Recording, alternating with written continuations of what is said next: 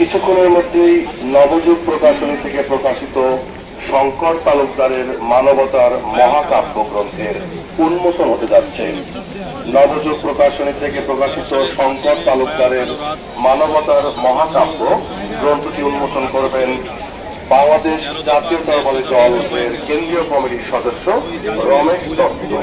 আমাদের সকলকে গ্রন্থ উন্মোচন মঞ্চে সাদর আমন্ত্রণ জানাচ্ছি। কালো পিছে রক্তরঙা লাশের সারি সারি, যায় না চেনা মুখটা আমার আলো আধারি। সোডিয়ামের ক্ষীণ আলো ঢেকে গেছে রক্তে, টুপিওয়ালার তাকবীর শুনে কাঁপন ধরছে রক্তে। সোডিয়ামের ক্ষীণ আলো ঢেকে গেছে রক্তে, টুপিওয়ালার তাকবীর শুনে কাঁপন ধরছে রক্তে। এই কাজ আমাদের প্রিয় ভাই কাজী বেলালের প্রথম কাব্যগ্রন্থ গমতি নদীর তীরে।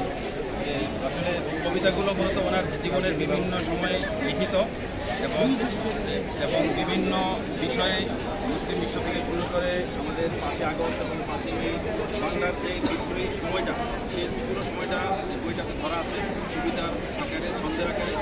এবং এইভাবে এই ধরনের সমস্ত বিষয়গুলোকে ধারণ করে বই বের করা বা কবিতার বই বের করা আমার জানার মধ্যে এটাই প্রথম।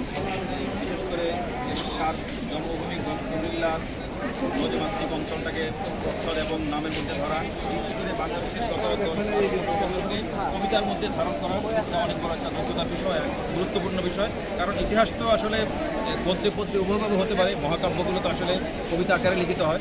এটা মহাকাব্য না হলেও ছোটো ছোটো কবিতা, ছোটো ছোটো ছড়া যারা লিখেছেন বাংলাদেশের বিভিন্ন সময়কে, বিভিন্ন সংগ্রামকে, বিভিন্ন আন্দোলনকে, বিভিন্ন চেতনাকে তিনি ধারণ করেছেন, এটা অত্যন্ত প্রশংসনীয়।